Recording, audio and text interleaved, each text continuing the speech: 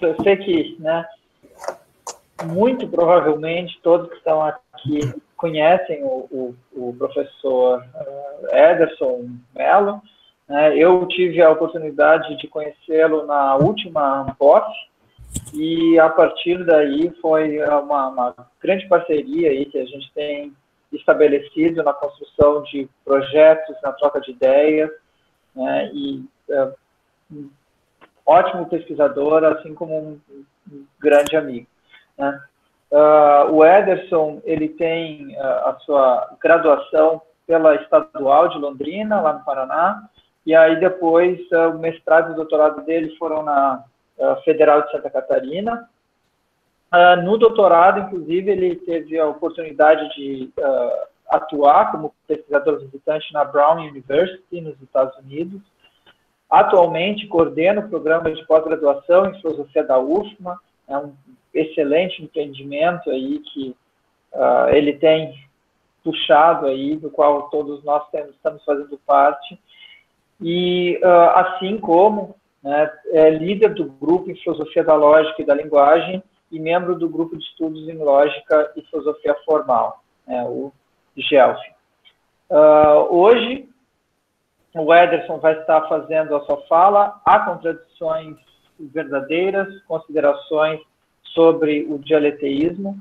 Como de costume, Ederson, você vai ter aí 50 minutos para falar, e aí, então eu te aviso quando você estiver nos 40 minutos, faltando 10, pode ser? Pode ser, tá ótimo. Tá ótimo. Tá bem. Bom, enquanto isso, né, as pessoas que quiserem ir se inscrevendo para o debate depois, podem ir fazendo através do chat. Peço, como de costume, que as pessoas desliguem os seus microfones e as suas câmeras enquanto o professor Ederson estiver apresentando. Sem mais delongas, então, boa apresentação aí, Ederson. Obrigado. Eu agradeço, Leonardo, pelas palavras. Agradeço também a oportunidade e a paciência de vocês me ouvirem mais uma vez. Então então vamos começar. Eu vou começar com essa pergunta aqui, né, de se tem contradições verdadeiras, né? A gente poderia ficar pensando um pouco sobre isso, né, enquanto isso. Bom, essa fala aqui faz parte de um conjunto de falas, ou de um conjunto de trabalhos, melhor dizendo, que eu tenho desenvolvido com o professor Jonas Arenhart, lá da Federal de Santa Catarina. Então a gente tem trabalhado junto há um tempo, né, fazendo algumas críticas sobre o dialeteísmo, e essa fala aqui é parte de um trabalho sobre isso. Eu também, só antes da gente continuar, eu compartilho com o que o César falou anteriormente, que é estranho um pouco ficar falando para a tela, ainda mais que eu não estou vendo vocês agora, mas eu vou tentar achar que vocês estão aí, que vocês estão me escutando. E é ruim, né? Não dá para ver o rosto de vocês, né? Mas eu vou tentar me acostumar com isso. Ok. Então, vamos pensar, né? Será que tem contradições verdadeiras? Bom, tem uma tradição, né, que pensa que não há contradições verdadeiras, né? A gente poderia pensar que não há contradições verdadeiras, né? Parece que a gente está dentro dessa tradição, né? E parece que essa tradição começou lá com Aristóteles, né? Quando Aristóteles colocou para a gente o princípio da não contradição, né? Tem várias formulações do princípio de não contradição, não vou entrar aqui, né? Psicológica, né? Ontológica, etc., né? Eu vou pensar aqui numa concepção semântica do princípio de não contradição, né? Então a gente tem uma proposição e sua negação, né? Será que ambas podem ser verdadeiras? Você tem A e tem não A. Será que a gente pode ter as duas coisas juntas, né? Sendo A, por exemplo, representando qualquer sentença, qualquer proposição, desculpa, a gente tem, sei lá, a janela está aberta, como A. Será que a gente pode manter que a janela está aberta e não está aberta ao mesmo tempo? Bom, é nesse sentido que eu estou entendendo contradição aqui, e que o Aristóteles, de certo sentido, também entendia assim, dentre outros sentidos que ele tem lá no livro Gama da Metafísica, né, sobre a contradição. Bom, mas tem uma intuição por trás disso, né, sobre contradições não serem verdadeiras, né. Talvez quando a gente está conversando com alguém sobre alguma coisa, a pessoa entra em contradição, a gente acende uma luz vermelha na nossa cabeça e começa a pensar, pô, parece que tem alguma coisa estranha aí, né. talvez essa pessoa está mentindo para mim. Daí você começa a ficar desconfiando, já começa a ter mais atenção e avaliar melhor aquilo que a pessoa está falando. Pode ser de propósito, pode ser por um descuido, mas alguma coisa tem de errado. Então, é essa intuição que parece que está por trás do princípio de não contradição. Também, pode ter outras coisas, né? E parece que a gente está acostumado com isso mesmo, né? É uma maneira de pensar, né? Isso me lembrou um pouco da fala do César, que ele fez agora há pouco, né? Mas é uma maneira de pensar, né? A gente está acostumado com isso. Bom, mas será que não poderia ser diferente, né? Será que se o Aristóteles não tivesse feito essa defesa, será que a gente teria pensado de maneira diferente? É nessa linha, assim, que teóricos dialeteístas, né, vão. O Graham Priest, né, um filósofo dialeteísta famoso, o Graham Priest, não sei se vocês estão me vendo, até agora eu não estou sabendo o que está acontecendo muito bem aqui direito, né? Mas se vocês estão me vendo, eu estou mostrando uma capa aqui. O autor desse livro aqui, o Graham Priest, ele desafia, em certo sentido, né, essa tese, né, de que contradições não podem ser verdadeiras, né? E a tese que assume que há contradições verdadeiras é conhecida como dialeteísmo. E o Graham Priest, esse cara, ele é um dos principais teóricos dessa abordagem chamado dialeteísmo. Okay? Bom, vamos ver então alguns conceitos. O dialeteísmo, então, é a visão que há contradições verdadeiras, né? Então, há sentenças como há e não há, né? E ambas são verdadeiras, né? E uma dialeteia seria uma contradição verdadeira. Você tem uma contradição e fala, ó, isso é verdade. Bom, será que isso a gente pode manter? Bom, segundo ele, então, o que o Aristóteles fez foi lançar uma defesa do princípio de não contradição, mas ele não fez uma boa defesa. Se você for lá na metafísica, diz o Graham Priest, você vai ver que ele não faz uma boa defesa do princípio de não contradição. E as pessoas simplesmente aceitaram. Isso aconteceu em outras áreas, né? Com a filosofia do Aristóteles, vamos falar, né? Filosofia de maneira ampla. A gente sabe que o Aristóteles falou de muita coisa, né? Bom, e o Aristóteles teve uma influência, então, que essa influência foi importante para várias áreas, né? Só que, sobretudo no período moderno, essa influência, ou então essa autoridade do Aristóteles foi deixada de lado, né? E o Priest fala que na lógica não, que na lógica essa autoridade do Aristóteles foi levada até o século XX, né? Porque como você vai aceitar uma contradição verdadeira? Bom, parece que a lógica já proibiria a gente, né? Bom, mas ele fala que com o surgimento das lógicas paraconsistentes, a gente não tem mais um motivo para pensar desse jeito, né? E eu já falo um pouquinho sobre isso, tá? Então, continuando nos conceitos básicos, né? Sentenças paradoxais, né? Se você pegar uma sentença paradoxal, tem vários tipos de paradoxos, né? E dentre os tipos de paradoxos que a gente tem, a gente vai ter alguns paradoxos que levam a uma contradição, ou um absurdo. Alguém poderia interpretar uma contradição como um absurdo. Algumas pessoas não, claro, um dialeteísta não. Paradoxo, então, é entendido de uma maneira bem ampla, seria que se a gente pegasse alguns princípios muito razoáveis, e a gente fosse, algumas premissas, ou princípios, ou pressuposições muito razoáveis, e a gente fosse conduzido através de um raciocínio também muito razoável, ou seja, com passos inferenciais legítimos, que a gente aceita amplamente, só que no final das contas, a gente chega numa contradição que não é nada razoável, ou que é aparentemente inaceitável, né? Então, se a gente pegar alguns paradoxos, isso vai acontecer exatamente isso. E algumas conclusões podem ser justamente uma contradição. Ele pega, o Priest e outros dialeteístas pegam, então, um conjunto de paradoxos, né, especificamente os paradoxos de autorreferência, para argumentar em favor da tese de que há contradições verdadeiras. Notem, a gente ainda pode continuar com aquela intuição de que não há contradições verdadeiras, parece que essa intuição foi importante para a gente, mas talvez a gente poderia falar, mas me deu um motivo aí, desafiar o dialeteísta, né? Mas da onde você tirou isso, né? Da onde que você está achando que há contradições verdadeiras, né? Daí, normalmente, eles colocam justamente os paradoxos de autorreferência, né? Tem vários deles, né? E um paradoxo talvez mais fácil de enunciar seria o famoso, ou infame, dependendo da tua abordagem para o teu entendimento, ou o que você acha dele, né? É o paradoxo do mentiroso. E o paradoxo do mentiroso seria justamente isso, né? A gente começa com princípios intuitivos, muito intuitivos, né? A gente é conduzido por um raciocínio muito intuitivo, aparentemente aceitável, né? Tudo bem por aí. Só que a gente vai lá e chega numa contradição.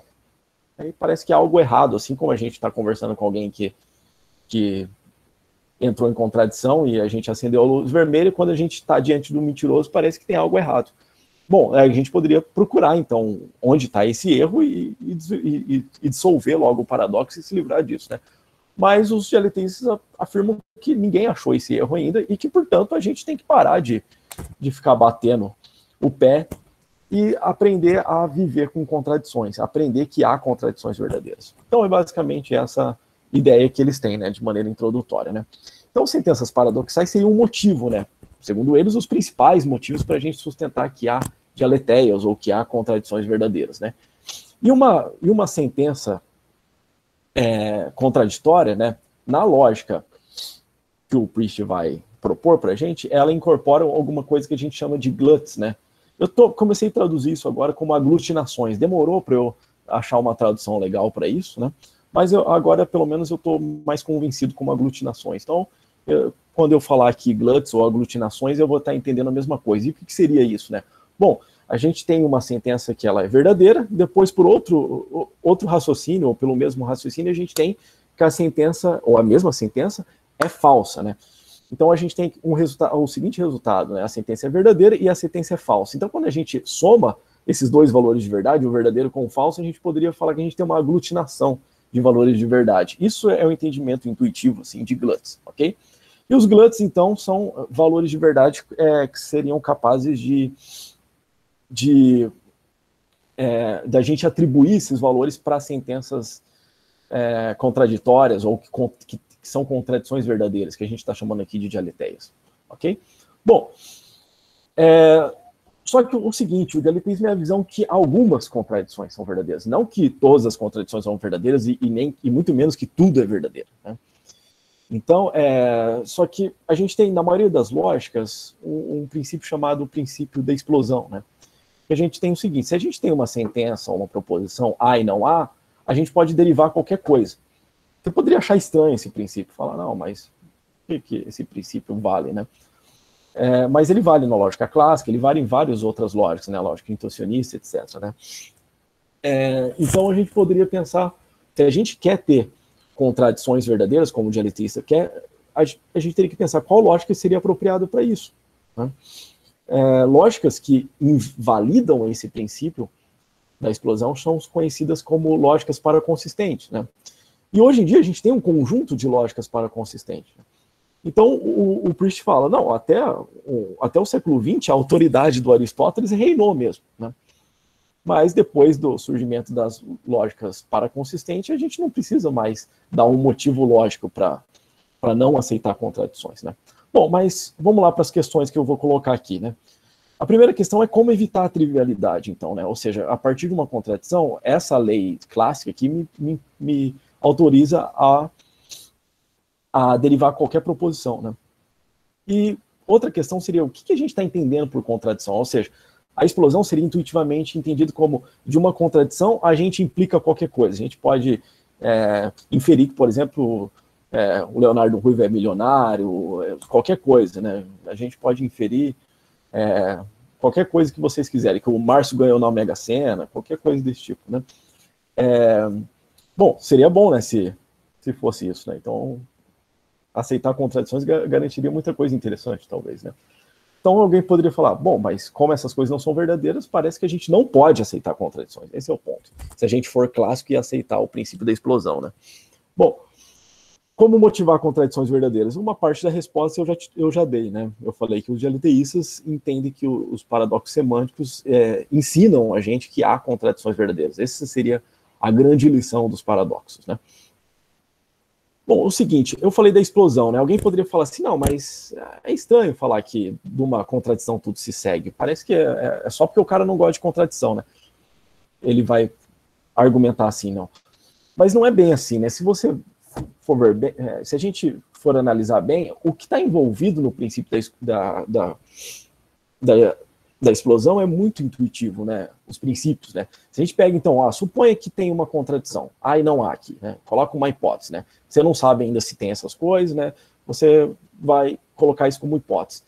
Daí, lembra aquelas regrinhas de dedução natural que a gente achava muito intuitiva, né? Pelo menos algumas? Por exemplo, essa aqui da conjunção parece ser muito intuitivo. Se a gente tem duas coisas verdadeiras, né, obviamente uma delas é verdadeira também, né? Então a gente tem aqui separação. Bom, a disjunção também, aquele entendimento que a gente tem da disjunção é o seguinte: para uma disjunção ser verdadeira, basta que um dos disjuntos seja verdadeiro. Então se a gente tem aqui que A é verdadeiro, a gente pode colocar qualquer coisa aqui que a disjunção como um todo vai continuar sendo verdadeira, né? Bom, e aqui a gente tem a separação também, ou seja, aquela regra, se a gente tem A e não A aqui, a gente pode ter não A aqui, né? Ou seja, pelo mesmo motivo que a gente colocou aqui em 2. Bom, acontece o seguinte, até a linha 4 a gente tem o seguinte, a gente tem A ou B, ok? Sendo B qualquer coisa, poderia ser o Leonardo Ruivo é milionário, ou o Papai Noel existe, poderia ser qualquer coisa. A gente tem A ou B, e a gente tem não A. Daí a gente poderia pensar o seguinte, ó, vai acontecer A ou B. Não A não acontece, ou seja, eu tenho não A. Então logo B, né? Isso é o chamado silogismo disjuntivo, que também aparentemente é bem intuitivo, né? Tem gente que fala que que silogismo disjuntivo é a regra do cachorro, né? Porque até um cachorro, quando vai caçar, dizem, né? Eu nunca casei com um cachorro, mas dizem que um cachorro ele fareja de um lado, fareja de um outro, quando ele está numa encruzilhada, procurando uma presa, né? Se ele fareja desse lado aqui e ele não sente o cheiro da presa, então ele vai para o outro lado sem farejar novamente, né? Porque o cachorro ele raciocina pelo silogismo disjuntivo, né? Então, se até um cachorro raciocina, por que a gente teria que raciocinar assim, né? Bom, então, com base nesses princípios, a gente sai de uma contradição, a gente leva qualquer coisa. Qual que seria a argumentação clássica? Bom, o problema é porque você aceitou contradição. Então, isso só está mostrando que você não pode aceitar contradições. Então, que é muito razoável a gente manter o princípio da explosão. E, portanto, é muito razoável a gente não ter lógicas paraconsistentes. Lembrando que a paraconsistente seria definido como as lógicas que a gente tem uma contradição e não derivamos qualquer coisa, ou seja, as lógicas que violam o princípio da explosão. Bom, o Priest acha que a gente tem que manter contradições, porque os paradoxos nos ensinam isso, né? E ele não é trivialista, vamos dizer. O que é trivialismo, né? Um trivialista seria aquele cara que aceita que tudo é verdadeiro. Parece absurdo essa hipótese, né?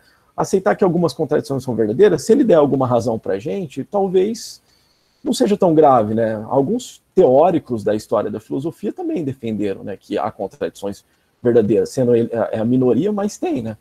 Bom, mas aceitar que tudo é verdadeiro é uma posição talvez menos fácil de se aceitar, né? Então, o Priest fala que o dialetismo não é que tudo é verdadeiro, é que algumas contradições são verdadeiras. Então, portanto, ele precisa endossar uma lógica que viola esse princípio chamado princípio da explosão. E essas lógicas, por definição, são lógicas paraconsistentes. Existem várias e várias lógicas paraconsistentes. A gente pode dizer que tem infinitas lógicas, e aqui não é um exagero, né? Infinitas lógicas paraconsistentes. Bom, como que ele faz, então, para ter uma lógica paraconsistente? Primeiro, ele vai violar algumas leis, assim, né? Por exemplo, o silogismo disjuntivo não vai valer para ele. Alguém poderia falar assim, olha, mas até um cachorro aceita o princípio disjuntivo, né? Por que você não vai aceitar? Ele vai falar assim, é só um cachorro para aceitar isso mesmo, né? Porque isso não é razoável de um ponto de vista intuitivo. Dele dá as razões dele. Eu não vou entrar em muito detalhe aqui, porque senão a gente não vai conseguir chegar no meu ponto, né? Mas talvez o ponto seria a gente voltar nas questões que eu coloquei, como evitar a trivialidade, ou seja, como a gente romper com o princípio da explosão. Ele faz ele dá um jeito aqui, né? Bom, primeiro ele assume uma lógica, né? Uma lógica de 3 valores, ele inaugura uma lógica chamada lógica do paradoxo, que a gente vai abreviar aqui como LP, de lógica do paradoxo, tá? Essa lógica é uma lógica trivalente, tem 3 tipos de valores de verdade, né? Tem sentenças que são verdadeiras e só verdadeiras, né? Como na lógica clássica. Tem sentenças que são falsas e só falsas, também como na lógica clássica. Porém, tem sentenças que são aquele negócio que a gente falou lá atrás, aglutinações, que é uma mistura entre o falso e o verdadeiro, ou seja, uma aglutinação desses 2 valores, né? A gente poderia falar, é uma sentença que é tanto verdadeira quanto falsa. E a gente abrevia como G. E eu estou entendendo o G aqui como um glut, né? Que é traduzido como aglutinação, pelo menos eu estou traduzindo assim. Bom, eu não vou dar todos o comportamento de todos os conectivos aqui, eu nem coloquei nos slides, mas é bem intuitivo mesmo a leitura dos conectivos. Depois a gente poderia falar nisso nas questões, se vocês tiverem interesse, ok? E o seguinte, e como ele define validade, né? Bom, a validade a gente aprende em lógica, né? O que é validade? Né? A gente pensa, por exemplo, quando um argumento é válido, se as premissas são verdadeiras, a conclusão é necessariamente verdadeira, né? Por quê? Porque a gente está tomando o valor verdadeiro como valor designado, né? O valor designado é aquele preservador de verdade nesse sentido, então, né? O que ele faz aqui é colocar como valor designado não só o somente verdadeiro, mas também aquelas sentenças que são verdadeiras, embora sejam também falsas, né? Aquelas sentenças gluts, ok? Ou aglutinações. Então ele pode, em certo sentido, manter a mesma noção de validade que a gente tem, ou seja, se as premissas forem verdadeiras, a conclusão tem que ser necessariamente verdadeira. E para você invalidar, então, um princípio, era só você arrumar, então, um modelo que tem premissas verdadeiras e uma conclusão somente falsa. E com isso a gente tem aqui na lógica dele, então, uma maneira de fazer isso, né? A gente pega, então, A e não A, e atribui, então, G. Lembrando que G é tanto verdadeiro quanto falso. Bom, se ela é tanto verdadeira quanto falsa, ela também é verdadeira, né? E a gente tem uma valoração lá, atribuindo, a mesma valoração, desculpa, atribuindo falso para o beta. Então, a gente teria numa linha, numa interpretação aqui, que as sentenças aqui são designadas, vamos falar assim, né? Ou seja, as sentenças são verdadeiras, ainda que elas sejam falsas, né? A gente poderia falar, essas premissas aqui são verdadeiras, ainda que elas sejam falsas também, e a conclusão é só falsa. Bom, isso é o cânone da invalidade. Com isso ele invalida, então, o princípio da explosão, e é um jeito aqui, um artifício de como chegar na paraconsistência, já que a paraconsistência é entendido, lógicas paraconsistentes são lógicas que invalidam o princípio da explosão. Bom, então com isso ele tem uma maneira de ter certas contradições sem ter que tudo é verdadeiro, né? Então ele pode falar assim, olha, eu tenho o paradoxo do mentiroso ou qualquer outro paradoxo que ele acha que é interpretado como uma dialeteia, isso é verdadeiro, mas eu não saio aí falando que tudo é verdadeiro, há coisas que eu sei que não são verdadeiras, né? E ele fala que isso acontece até na língua natural, porque se a gente for ver, nas línguas naturais, a gente tem maneiras de formular um paradoxo. Isso que a gente vai ver aqui na frente, né? Bom, e se a gente tem maneiras de formular um paradoxo nas línguas naturais, e a gente tem nas línguas naturais que nem tudo é verdadeiro, aparentemente, então, a gente teria que ter uma mentalidade paraconsistente. Bom, ele sugere isso, pelo menos. Bom, vamos voltar aqui nos pontos do slide. Eu não vou ler tudo, tá, gente? Depois eu percebi que eu carreguei um pouco os slides. Eu vou tentar falar mais que ler, ok? Bom, mas voltando. Então, contradições são, a gente está entendendo como um par de sentenças aqui, ou proposições, eu não vou entrar na natureza dos portadores de verdade aqui, tá? Em que eu tenho A e não A. Isso é uma contradição, né? E o dialeteísmo tem que, para o dialeteísmo, o sinal de negação tem que ter um sentido muito especial. Ele vai ter que ser formador de contradição, que eu vou chamar aqui um operador formador de contradição. Vou abreviar como o OFC, operador formador de contradição. Por quê? Porque tem várias, como eu falei, várias lógicas paraconsistentes. E o Priest e outros dialeteístas vão falar, bom, não é qualquer lógica paraconsistente que serve para o dialeteísta. Uma lógica que serve para o dialeteísmo tem que ter vínculo, ou tem que estar adequada, melhor dizendo, com a aplicação do dialeteísmo. E a aplicação do dialeteísmo é, por exemplo, assumir ou é dar conta de contradições verdadeiras, né? Bom, mas você poderia ter outros accounts, outras abordagens para a consistência, como a gente tem, por exemplo, a Escola Brasileira de Lógica. A gente pode ter uma interpretação chamada interpretação epistêmica, que eles não ainda que eles sejam paraconsistentistas, eles não são dialeteístas, né? Ou seja, há situações, por exemplo, no mundo que a gente pode ter uma informação A, uma informação não A, enquanto que a gente não sabe qual informação está certa, a gente mantém isso, né? A gente tem evidências para A e evidências para não A, e a gente não vai explodir, ou seja, a gente não vai liberar o princípio da explosão. Então, nesse sentido, precisaria ou demandaria uma lógica paraconsistente sem você assumir o dialeteísmo. Tem várias interpretações da paraconsistências que não assumem ou não se comprometem com o dialeteísmo. Então, aqui a gente poderia deixar as coisas bem separadas. dialeteísmo é uma tese sobre a verdade, no que diz respeito à possibilidade dela ser, de contradições serem verdadeiras, ok? Enquanto que, para a consistência, é uma tese sobre a relação de consequência lógica, especificamente aquela que não vale o princípio da explosão, ou seja, que de uma contradição, ou de há e não há, eu derivo qualquer coisa. Okay? Então, são coisas diferentes.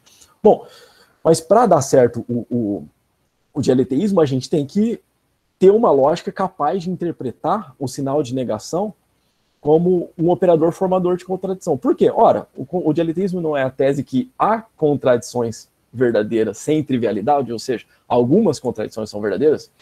Então, não faz sentido se a gente tiver uma negação aqui, um símbolo interpretado de forma que a gente tem há e não há, e isso não forme uma contradição. Né? Isso tem que ser uma contradição no sentido forte, né? Vamos dizer assim, né? Que formar contradições. Então, daí vem aquela pergunta que a gente colocou no começo, né? Bom, mas o que é contradição, então? Bom, vamos lá. Então, qual é o sentido de contradição para o dialeteísmo? Bom, ele recaptura o Aristóteles, né? Grande Aristóteles, né? Parece que o Priest quer se livrar da influência ou da autoridade do Aristóteles, mas é difícil, né? Porque o Aristóteles foi um cara muito especial, né? Ele está com a gente aí. E ele pega aquela noção do quadrado, eu não vou explicar muito detalhadamente, tá, gente? Eu não vou poder fazer muito detalhadamente aqui as coisas, daí qualquer coisa a gente conversa na hora das questões, tá? Mas aqui no quadrado de oposições do Aristóteles, quem viu vai lembrar disso rapidamente, né? A gente tem aqui as relações no quadrado, né? A gente tem aqui as relações contrárias, aqui as relações subcontrárias, e aqui a gente tem as contraditórias, né? Ou a relação de contraditoriedade, né? Tem as subalternas e tal, mas eu vou só focar nas contrárias e nas subcontrárias. O que é importante aqui? É que quando você tem uma sentença universal afirmativa aqui, A, verdadeira, você não pode dizer que o E é verdadeiro. Né? Poderia dar exemplos e tal, mas isso demoraria um pouquinho. Ou seja, se isso aqui é verdadeiro, isso aqui tem que ser falso. A gente não pode manter ambas verdadeiras. Mas a gente pode manter ambas falsas. Aqui nas subcontrárias, você não pode manter ambas falsas, mas você pode manter ambas verdadeiras. Bom, agora as contraditoriedades aqui, ou seja, essa diagonal do quadrado de oposições, ela é uma oposição mais forte do que essas duas outras, ou seja, mais fortes que as contrárias e mais fortes que as subcontrárias. Por quê? Ela proíbe as duas coisas, né? Ou seja, ela tem a proibição das contrárias e tem a proibição das subcontrárias. Ou seja, ela proíbe ambas serem verdadeiras ao mesmo tempo e ambas serem falsas ao mesmo tempo. De modo que se essa aqui é verdadeira, essa aqui vai ter que ser falsa, ou se essa aqui é verdadeira, essa aqui vai ter que ser falsa, sempre vai ter uma alternância ou uma troca de valores de verdade. Bom, quando a gente interpreta, então, a contradição, o que é contradição? Se você perguntar para o Priest, ele vai falar, a contradição deve ser interpretada aqui, ó, na relação da diagonal do quadrado, ou seja, pela relação de contraditoriedade, tá, do Aristóteles. Bom, com base nisso, ele coloca, então, vamos só ler essa citação aqui, né? Assim, se eu tenho se tem um enunciado alfa qualquer, né? Seja não alfa representando a sua contraditória. Daí, contraditória, diferente das contrárias e das subcontrárias, elas são únicas, né?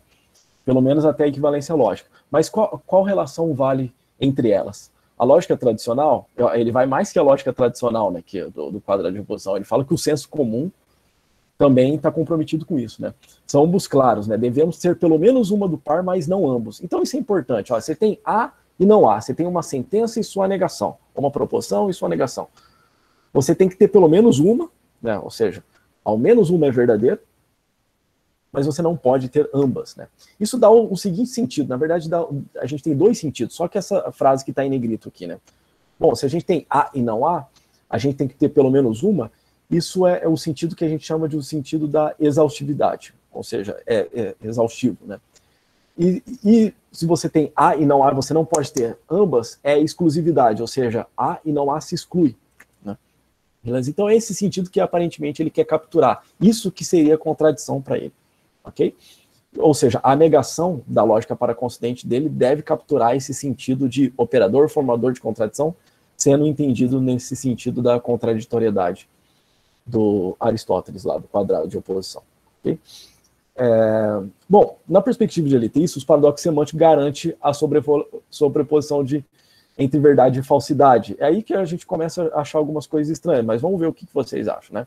Então, ele dá lá os seguintes argumentos, né? Se a gente tem... Eu vou um pouquinho mais rápido aqui, tá, gente, nessas citações. Se a gente tem uma sentença do mentiroso, e isso pode ser derivado, por exemplo, no português, no inglês, ou seja, nas línguas naturais, a gente tem que aceitar a conclusão que é uma contradição. Ou seja, a sentença do mentiroso é verdadeira e falsa, ela é um glut ou uma aglutinação, ok? E o dialeteísmo consiste em oferecer uma resposta natural para isso. Todos os outros tratamentos, a gente pode discutir isso também nas questões, se vocês quiserem, vários outros tratamentos para o paradoxo do mentiroso tiveram limitações muito difíceis, né? E o dialeteísta fala que a abordagem dialeteísta é a única que dá uma saída natural para o problema, ou seja, não viola algum princípio intuitivo que leva a contradição só porque leva à contradição. Eles aceitam os princípios intuitivos mesmo que leve à contradição. Isso seria uma saída natural para o problema, né? Bom, vamos passar um pouquinho mais rápido e vamos ir direto para o paradoxo do mentiroso. Como que a gente poderia formular, então? Tem várias formulações do paradoxo do mentiroso.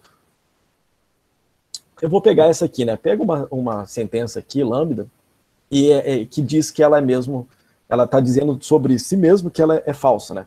Ela, como se ela falasse, ó, eu sou falsa, né? Bom, então ela fala que é falsa. Bom, se ela for verdadeira, ó, suponha que ela é verdadeira. Bom, então a gente tem um entendimento de verdade, ó, as suposições, ó, os princípios que a gente está adotando aqui, né? Se uma coisa é verdadeira, a gente fala que se a coisa é verdadeira, então ela diz o que é o caso, né? Isso está também lá no Aristóteles, lá, velho Aristóteles colocando as nossas boas intuições, né? Lá no livro Gama da Metafísica, né? Ele fala, dizer do que é que não é, ou do que não é que é falso, enquanto que dizer do que é, ou do que não é é verdadeiro. Então essa noção de acordo, né? Que a gente tem aqui, se a gente tem, por exemplo, é verdade que está chovendo lá fora. Bom, então se é verdade que está chovendo lá fora, então é o caso que está chovendo lá fora, né?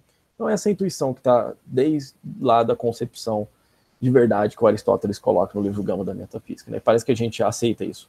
Então é esse princípio que eu estou assumindo aqui. Daí se alguém discordar desse princípio, depois a gente vai discutindo as questões, né? Aí vocês vão poder falar. Mas é esse princípio que está sendo assumido aqui, tá? Então se a gente tem uma sentença verdadeira, o que ela diz é o caso. Bom, essa sentença está dizendo que ela é falsa. Então se ela é verdadeira, o que ela diz é o caso. Ela diz que ela é falsa. Bom, se ela é verdadeira, ela é falsa. Bom, vamos assumir então que ela é falsa, né? Porque ter assumido que ela é verdadeira deu esse problema aí, né? Vamos assumir que ela é falsa. Bom, se a gente assumir que ela é falsa, bom, ela está dizendo exatamente isso. Se a gente tem aquilo que a gente pode atribuir o predicado verdade, ou seja, a coisa fala exatamente o que está acontecendo, vamos dizer assim, né? De maneira muito intuitiva. Então é razoável falar que ela é verdadeira. Então o resultado do paradoxo é que essa sentença aqui ela é verdadeira e falsa ao mesmo tempo. Seria aquele negócio que a gente estava falando no começo. Há uma aglutinação entre verdade e falsidade, né? Então, e essa sentença aqui está portando esse valor, né? É um portador, está portando esse valor aí de glut ou de aglutinação, ok? Então, a figura do mentiroso seria mais ou menos assim. A gente tem de um lado aqui as sentenças verdadeiras, aqui as sentenças falsas. Então, a gente ficaria atacando de um lado para o outro. Se ela é verdadeira, ela vai ser falsa. Se ela é falsa, ela vai ser verdadeira. Então, é como se a sentença ficasse dançando aqui. E quem faz essa dança seria justamente a negação aqui, né? Que faz isso. Passa de um lado para o outro. A gente não pode manter ambas verdadeiras, né? Nem ambas falsas, né? Essa é a intuição aqui. Bom, talvez alguém poderia falar assim, não, mas está estranho, né? Talvez a gente poderia pensar outra coisa, que a sentença do mentiroso até assumido que ela é verdadeira, deu problema. Até assumido que ela é falsa, deu problema. Talvez é porque não seja nenhuma das duas coisas.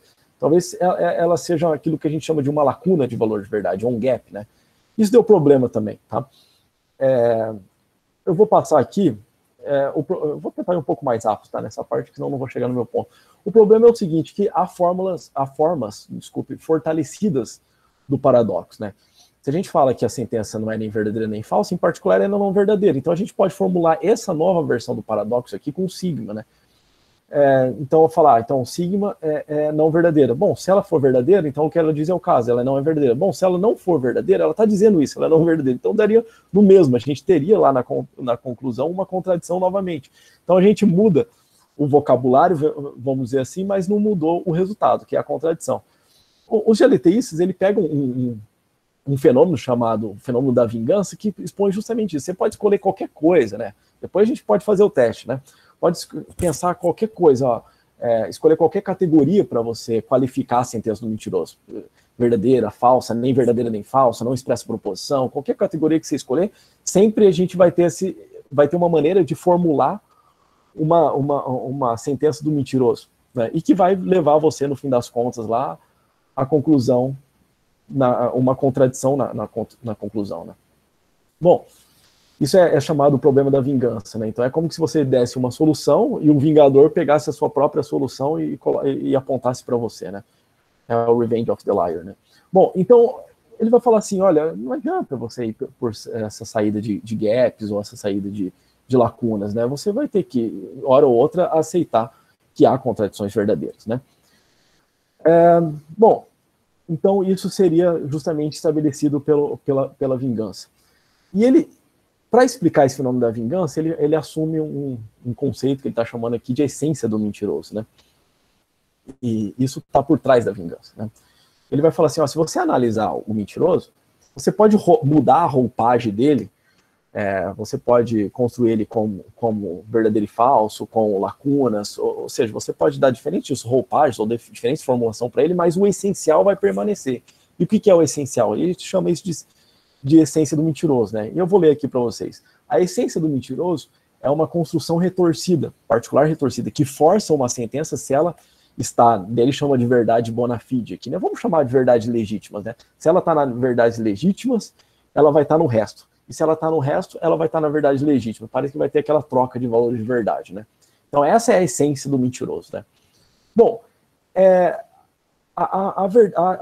a solução com gap, o que acontece é isso, né? Quando a gente tem o fenômeno da vingança, a gente recaptura a contradição, né? Como que a gente recaptura a contradição? A gente reorganiza os valores de verdade, né? A gente tem aqui que os valores de verdade bona fide, ou seja, as verdades legítimas, é o verdadeiro, estou chamando de T aqui de verdadeiro, tá? E o resto, ou seja, aquilo que não é verdadeiro, é o resto, né? O complemento da classe verdadeiro, seriam as sentenças falsas e aquelas que são nem verdadeiras nem falsas.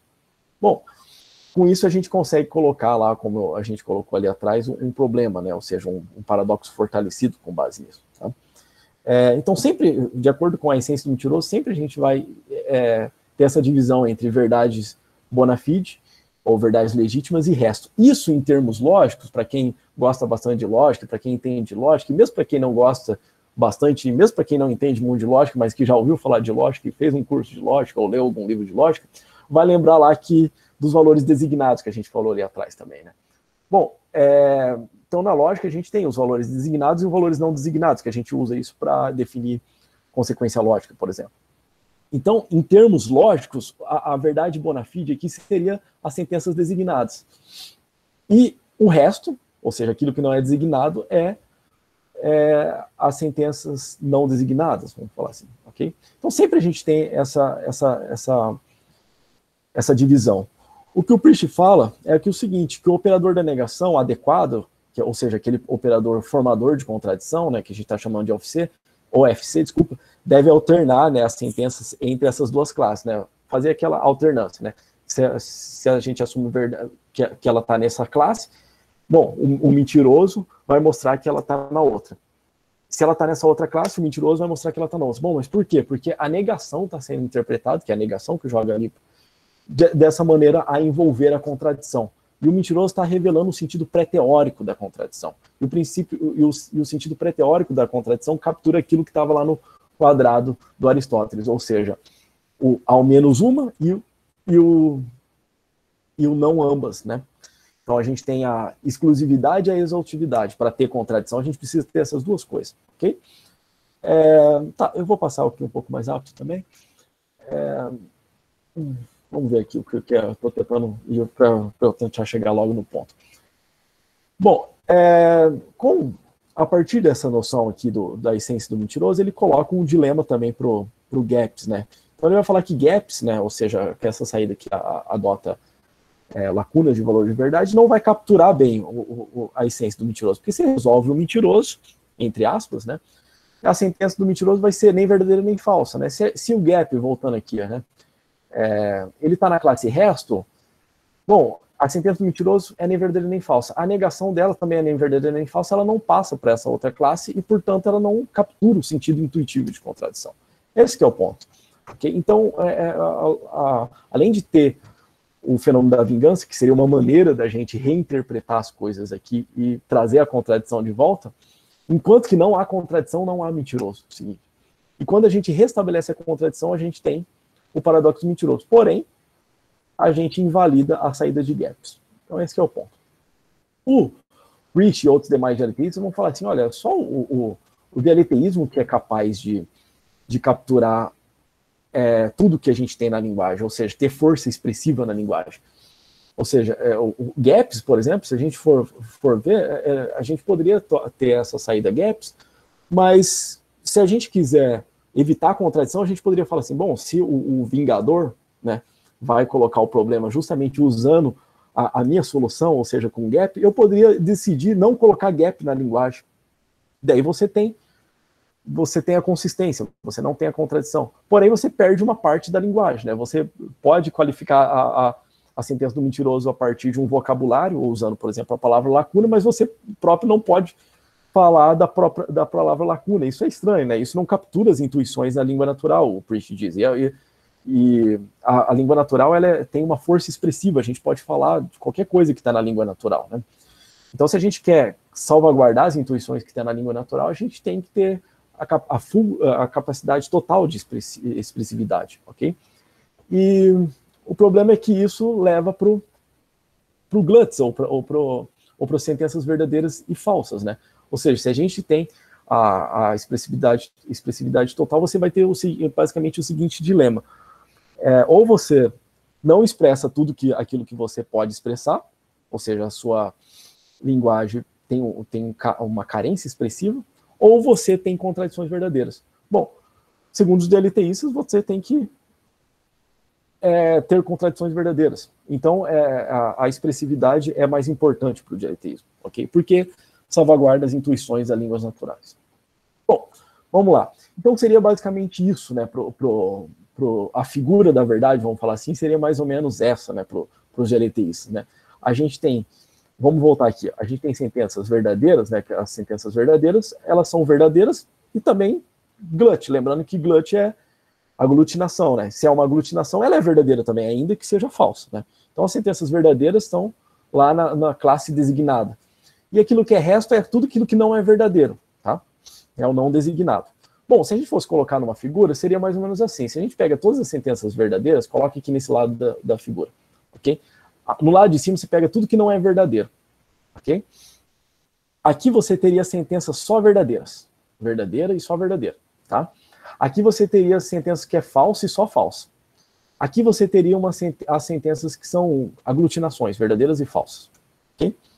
E aqui você teria sentenças que não são nem verdadeiras nem falsas, que o Priest argumenta, e os outros dialeteístas argumentam que essa classe é vazia, né? Ou seja, não existe lacuna, né?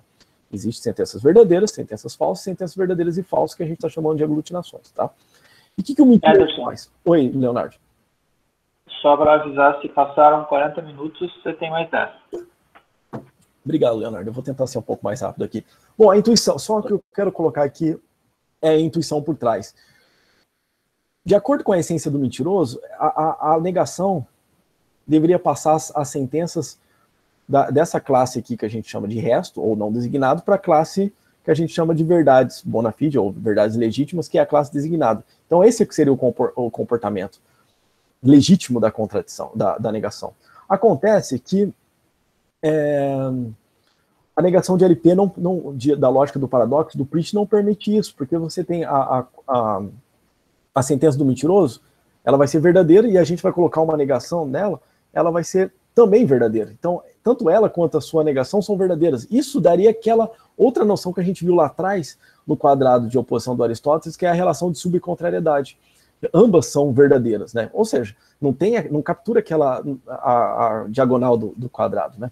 Isso é uma crítica antiga que o Slater, né, fez em 95, e ele escreveu um artigo, né, para consistent logic, né, e colocou um sinal de interrogação, né, a lógica para consistente, né, falando que as lógicas para consistente não capturam essa noção de contradição.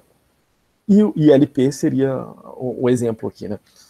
Bom, o Priest vai lá e fala, não, que isso, eu quero capturar lá o sentido de contradição, porque senão o dialeteísmo, o projeto de dialeteísta, desculpa, nem funciona, né, porque, lembrando, o dialeteísmo é a tese de que há contradições verdadeiras, né, e não de que tudo é verdadeiro, né. Bom, mas como que ele responde isso? Ele vai falar o seguinte, na minha lógica, em LP, ela valida tanto o princípio do terceiro excluído e o princípio da lei de não contradição. Né? Então, se a gente for fazer as contas, a gente pode fazer isso no final, ela vai ser válida. Né?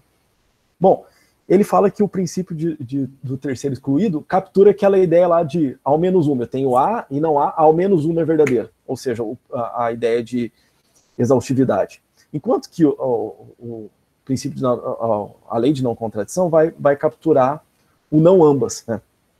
Ou seja, a exclusividade. Se você juntar o ao menos um e o não ambas, a gente tem justamente a contraditoriedade do quadrado ali, a relação de contraditoriedade, né? Ele vai falar assim, olha, se você pegar a minha lógica lá, ela valida esses dois princípios. Então, a resposta para o Slater que ele dá é isso. Então, se valida os dois princípios, ela é exaustiva e ela é exclusiva, e, portanto, ela é contraditória, e, portanto, a negação é um operador formador de contradição, e ainda ela invalida a explosão. Portanto, ela é paraconsistente. Bom, o seguinte, como que ele faz isso, né? A estratégia para invalidar isso. Né? Vou tentar ser um pouco mais rápido aqui. Deixa eu ver aqui. Eu posso economizar no tempo aqui. Bom, acho que dá. A estratégia que ele faz é o seguinte. Ele vai assumir gluts, né? Ou seja, as sentenças que são verdadeiras e falsas. Daí você fala assim, olha, mas qual é o motivo disso? Ele vai te oferecer o paradoxo do mentiroso, por exemplo, né? Então eu tenho uma motivação externa para assumir que sentenças são verdadeiras e falsas. Bom, se você pegar essas sentenças verdadeiras e falsas, o glut, e colocar na formulação do princípio de terceiro excluído, por exemplo, você tem A ou não A, você vai validar. E se você pegar o mesmo glut e colocar lá no LNC, vai ter todas, na tabela de verdade lá, a gente vai ter tudo designado, né? Ou seja, quando não é somente verdadeiro, é verdadeiro e falso, né? Glut, né? Então ele consegue preservar isso, né? Mas meu ponto aqui é o seguinte, né? O nosso ponto aqui, eu defendo isso junto com o Jonas, lembrando, né? É que quando ele assume aglutinações de valores de verdade, ele já enfraquece o sinal da negação, né? Ele já torna a negação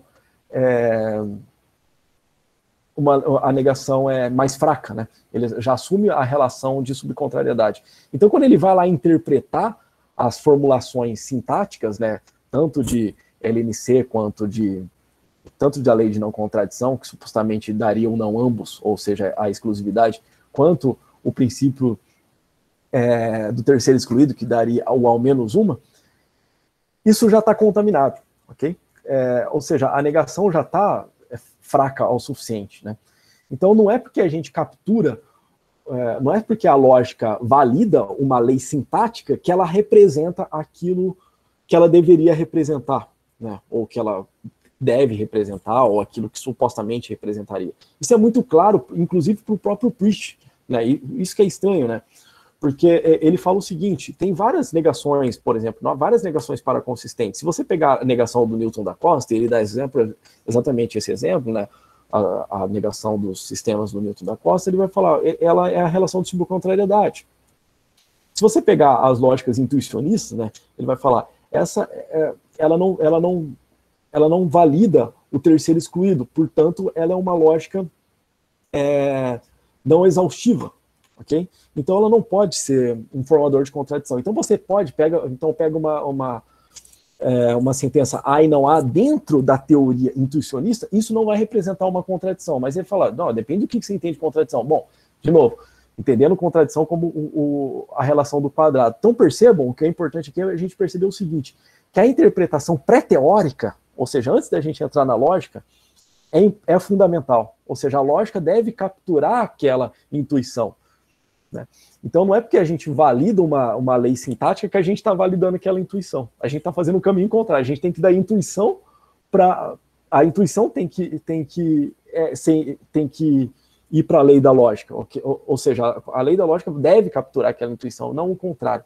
E o Priest faz o contrário. Ele fala, olha, minha lógica valida o terceiro excluído, valida a não contradição e portanto, ela é contraditória, né? Ela forma contradição, né? Então, tem um operador formador de contradição. Mas isso não garante, ok? Bom, e por que não garante, né? Porque quando a gente assume gluts, né, a gente já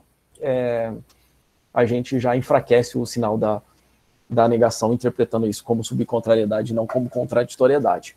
O ponto é o seguinte, que a gente só invalida tá, a explosão porque tem o glut. Lembra lá, quando eu coloquei nos primeiros slides, o contramodelo seria a gente pegar A com o valor glut, pegar não A com o valor glut, né, ou o valor aglutinado, e na mesma atribuição de valor de verdade, somente o falso. Ou seja,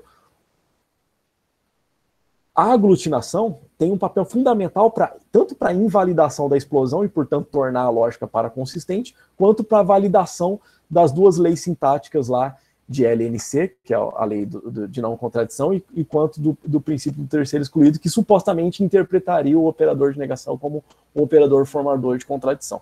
Ok? Então, ou seja, a gente só chega nisso que é desejável ao dialeteísmo, ou seja, ter a contradição sem trivialidade, se a gente de antemão já interpreta, já assume, sentenças que são verdadeiras e falsas, ou seja, a gente já tem a aglutinação. E isso enfraquece, como eu tentei argumentar aqui, o sinal de negação. Então, quando a gente tem a essência do mentiroso, voltando aqui, quando a gente tem a essência do mentiroso, a gente não tem mais contradição. Porque, lembra da essência do mentiroso? Ela tem que ficar trocando a sentença de lado para lado, né?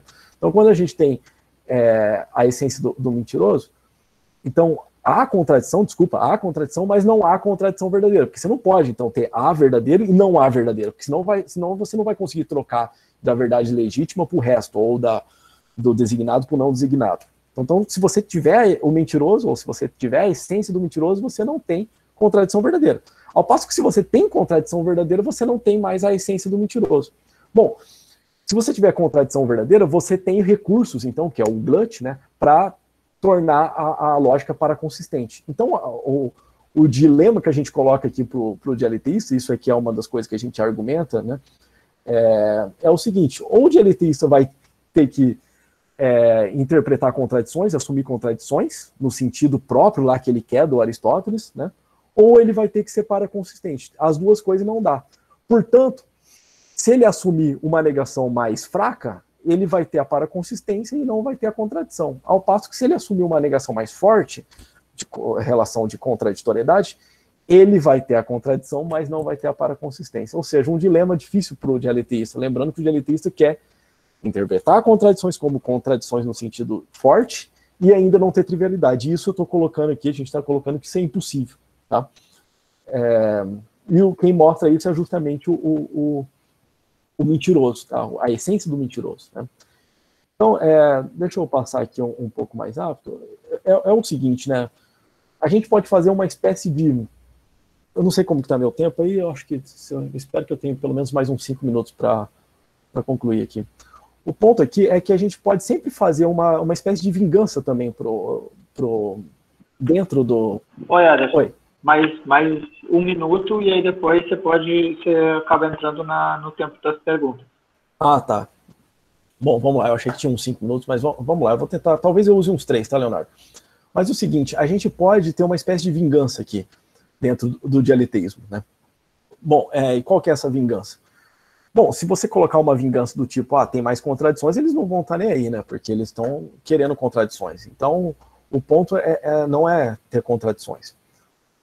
A vingança que a gente tem aqui, deixa eu voltar aqui no meu quadrado aqui, é o seguinte, quando você tem a alternância dos valores de verdade aqui, do designado para o não designado, você tem, então, a essência do mentiroso e, portanto, tem o sentido intuitivo da contradição. Bom, daí ele vai falar assim, nossa, mas se a gente tem isso, a gente não tem contradições verdadeiras, né? Não tem o aglutinado, o valor aglutinado. E se não tem um aglutinado, você não tem a paraconsistência, você tem a explosão, porque esse é o recurso para invalidar, lembra que a gente viu lá nos primeiros slides, invalidar a explosão e garantir a paraconsistência. Daí ele vai falar assim, não, então, é como se a gente assumisse, então, ó, tem sentenças verdadeiras e tem sentenças não verdadeiras, então vamos juntar essas duas coisas. Bom, se a gente junta essas duas coisas, a gente agora tem o glut e perde essa classe aqui, é como se a gente tivesse pegado essa classe aqui e juntasse aqui. Então você não tem mais alternância de valor de verdade. Então você pode fazer isso indefinidamente, né? Eu estou resumindo aqui por causa do tempo, né? Mas a gente poderia ficar fazendo várias versões aqui, né? Então a gente resolve com um glut, ou seja, uma sentença não verdadeira nem falsa. Bom, daí tem glut, mas não tem contradições verdadeiras. Bom, daí restabelece então a contradição verdadeira, ou seja, forma novamente a classe do resto aqui. Isso a gente pode fazer porque a linguagem é completamente expressiva. Isso é um dos desejos dos aletheístas, ok? Bom, forma a classe aqui. Bom, mas aí você não vai ter a paraconsistência de novo. Daí você forma de novo um super glut, né? Bom, daí você perde a contradição de novo. Daí você vai fazendo isso, garantindo super glut e nunca vai conseguir alcançar o mentiroso, né? Ou seja, alcançar a contradição que representa no mentiroso. Em última instância, então, para ir um pouquinho mais rápido, a gente vai ter esse dilema, que ou você tem contradição ou você tem paraconsistência. Qualquer uma das coisas, como eu já tinha argumentado, não vai ser bom para o dialeteísta, né?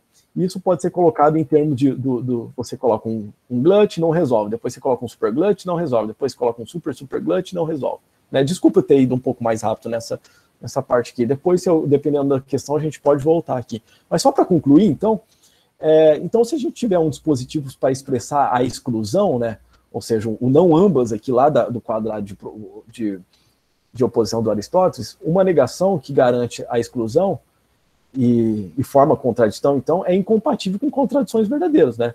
Então, a exclusão resulta inexpressível, então, nesse sentido, tá? Então, considerando isso, parece que o dialeteísta irá ter que enfrentar um dilema difícil, né? E qual que é o dilema, né? Qualquer teoria da verdade para a língua natural ou é semanticamente completa ou permite contradições verdadeiras, né? As duas coisas não vai dar. Uma concepção crucial envolvendo o cerne do significado da contradição, vindo lá da essência, ou seja, o que é contradição está retratado lá na essência do mentiroso, né? Resulta inexpressivo. Ou seja, se você assumir a paraconsistência, assumir a aglutinação, você perde a essência do mentiroso, perde o sentido intuitivo da contradição. Você não tem mais o não ambas lá da parte da contraditoriedade essencial, ok? Portanto, parece que o mentiroso nos ensina que o desejo dialeteísta de a gente ter completude expressiva, ou seja, lembra que a gente falou, o dialeteísmo é o único que pode expressar tudo, né? O único que não está sujeito, a única abordagem que não está sujeito ao problema da vingança, né? Então ele pode expressar tudo, né? Mas o custo que ele tem é que há sentenças aglutinadas, né? Esse que é o dilema que a vingança coloca, né? Ou você explica, ou expressa tudo na linguagem, e se você expressar tudo, você vai ter contradições, ou você permite não ter contradições, ou seja, você tem a consistência, mas você vai ter uma perda de expressibilidade, né? Você não vai poder expressar tudo, esse que é o ponto. Então esse é um forte argumento em favor do dialetismo. E agora o que a gente está fazendo aqui é colocar um dilema pro dialeteísta falando assim, olha, você também vai ter que enfrentar um dilema complicado aqui, né? Você não vai poder ter as duas coisas, né? Ou seja, a força expressiva e contradições, né? Então você vai ter que escolher alguma das coisas, né? Então, como o projeto dialeteísta é ter contradições sem trivialidade, você não pode ter as duas coisas, no sentido forte de contradição, então o projeto dialeteísta estaria fadado ao fracasso. Então essa é a argumentação e eu finalizo por aqui, né? Então, a gente poderia falar assim, então, enquanto que os dialeteístas tomam o mentiroso como um argumento a favor do dialeteísmo, o que a gente está fazendo aqui é tomar o mentiroso como um argumento contra o dialeteísmo, ou seja, o mentiroso que está nos ensinando que o projeto de dialeteísmo não pode ser levado a cabo. Ok? Então, eu encerro aqui. Aqui tem umas referências, eu falei que isso é uma parte de um projeto que eu tenho trabalhado com o professor Jonas, aqui tem alguns dos artigos, né?